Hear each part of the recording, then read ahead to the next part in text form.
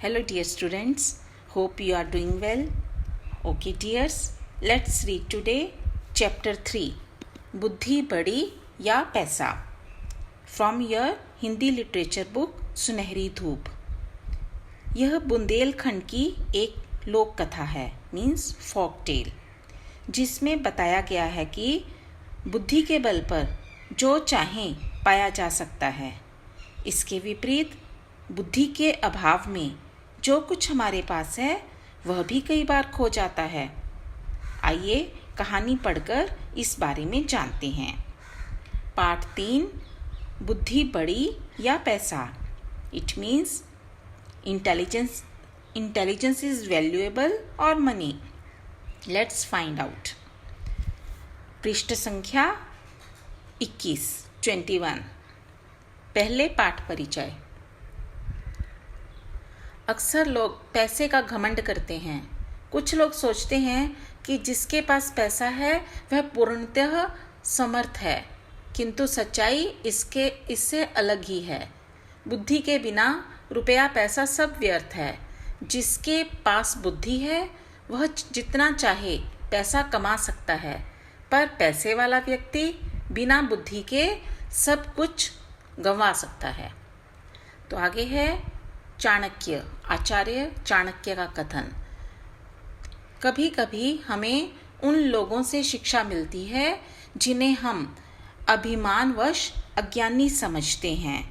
Means sometimes we learn a lesson from those whom we consider ignorant because of our pride.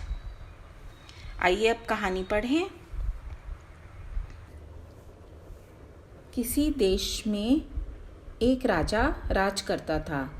वह बहुत संपन्न और अहंकारी था।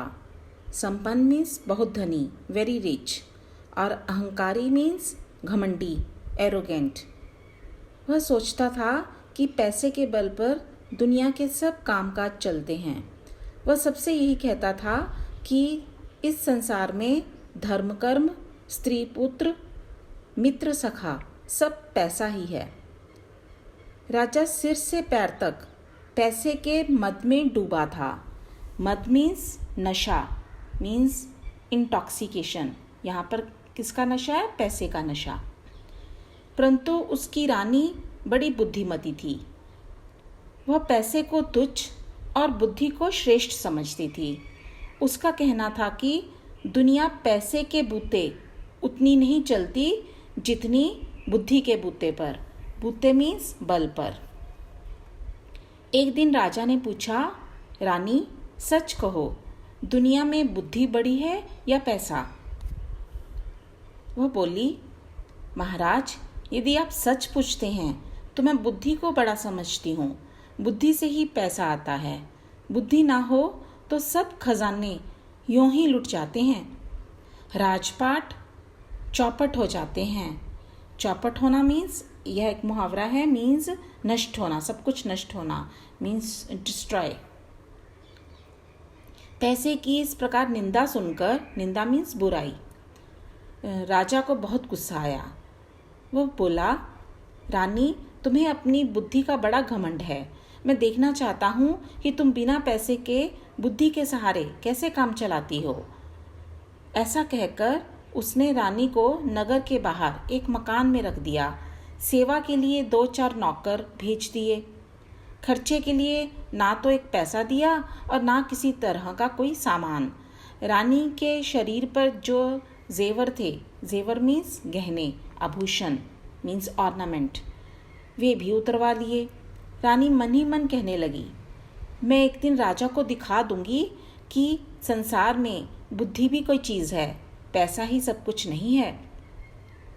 नए मकान में पहुंचकर रानी ने नौकर द्वारा 2 ईंटें मंगवाईं और उन्हें सफ़ेद कपड़े में लपेटकर ऊपर से अपने नाम की मुहर लगा दी, मीन्स स्टैम्प।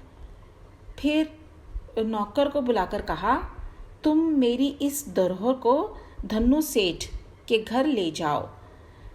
धरोहर मीन्स अमानत, मीन्स डिपॉजिट। धन्नु सेठ the name of a rich person के घर ले जाओ कहना कि रानी ने यह धरोहर भेजी है और 10,000 मंगाए हैं। कुछ दिनों में तुम्हारे रुपए सूद के साथ लौटा दिए जाएंगे। सूद के साथ मीन्स विद इंटरेस्ट, और धरोहर वापस ले ली जाएगी। नौकर सेठ के यहाँ पहुँचा। धरोहर पर रानी के नाम की मुहर देखकर सेठ समझा कि इसमें कोई कीमती जेवर होंगे। उसने 10,000 रुपये चुपचाप दे दिए। रुपए लेकर नौकर रानी के पास आया। रानी ने इन रुपयों से व्यापार शुरू किया।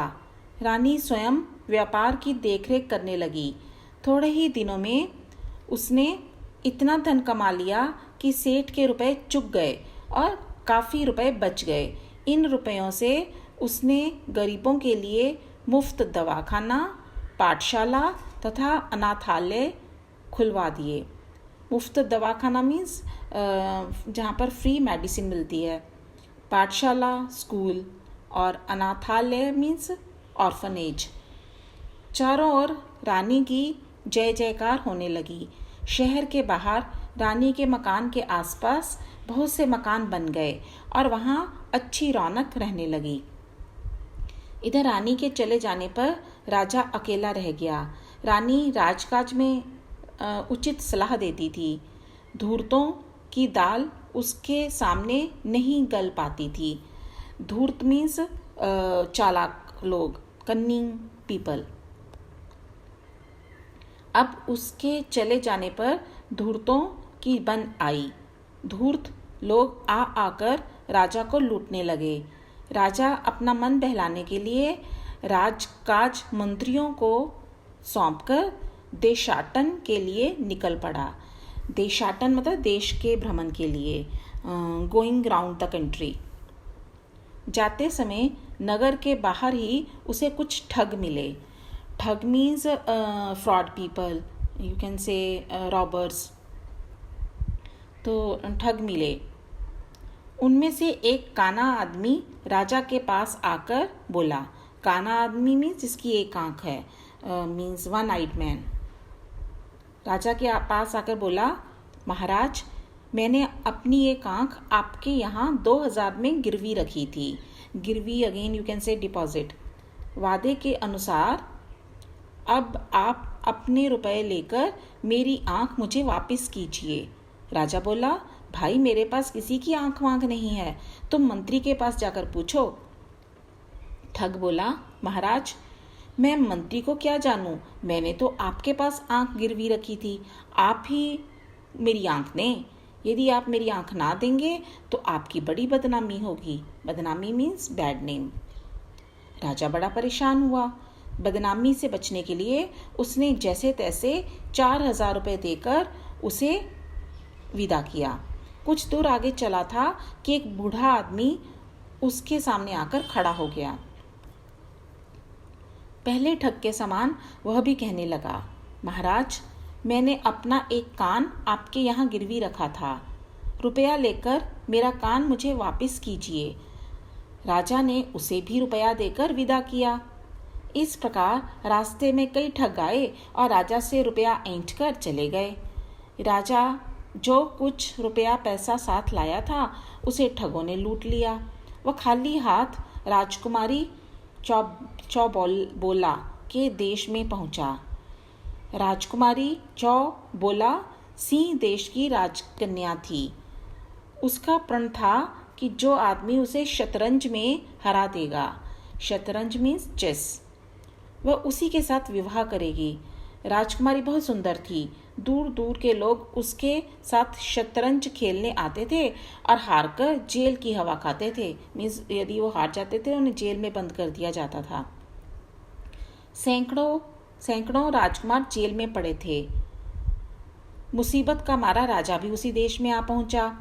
जब चौबोला की सुंदरता की खबर उसके कानों में पड़ी तो उसकी भी इच्छा उसके साथ विवाह करने की हुई। राजकुमारी ने महल से कुछ दूरी पर एक बंगला बनवा दिया था। विवाह की इच्छा से आने वाले लोग इसी बंगले में ठहरते थे। राजा भी उस बंगले में जा पहुंचा। पहरेदार ने तुरंत राजकुमारी को खबर दी। थोड़ी देर बाद एक तोता उड़कर आया और राजा की बाह पर बैठ गया। उसके गले में एक चिट्ठी बंधी थी जिसमें विवाह की शर्तें लिखी थीं। अंत में यह भी लिखा था कि यदि तुम शतरंज में हार गए तो तुम्हें जेल की हवा खानी पड़ेगी। थोड़ी देर बाद राजा को राजकुमारी के महल में बुलाया गया। खेल शुरू हुआ और राजा हार गया। शर्त के अनुसार वह जेल भेज दिया गया। राज्य की हालत बिगड़ने और राजा के नगर छोड़कर चले जाने का समाचार जब रानी को मालूम हुआ तो उसे बहुत दुख हुआ। वह राजा का पता लगाने निकली। कुछ ही दूर चली थी कि वही पुराने ठग फिर आ गए। सबसे पहले वही काना आया और कहने लगा, रानी साहिबा, आपके पास मेरी आंख 2000 में गिरवी रखी थी। आप अपने रुपए लेकर मेरी आंख वापस दीजिए। रानी बोली, बहुत ठीक, मेरे पास बहुत से लोगों की आंखें गिरवी रखी हैं, उन्हीं में तुम्हारी भी होगी। एक काम करो, तुम अपनी दूसरी आंख निकाल कर मुझे दो। उसके तौल की जो आंख होगी वह तुम्हें दे दी जाएगी। रानी का जवाब सुनकर ठग बहुत घबराया। वह हाथ पैर जोड़कर माफ़ी मांगने लगा। अंत में ठग ने विनती करके 4000 रुपये देकर अपनी जान बचाई। यही हाल कान वाले ठग का हुआ। जब उसने देखा कि रानी का नौकर दूसरा कान काटने ही वाला है तो उसने भी 4000 रुपये देकर रानी से अपना पिंड छुड़ाया, मतलब अपनी जान छुड़ाई।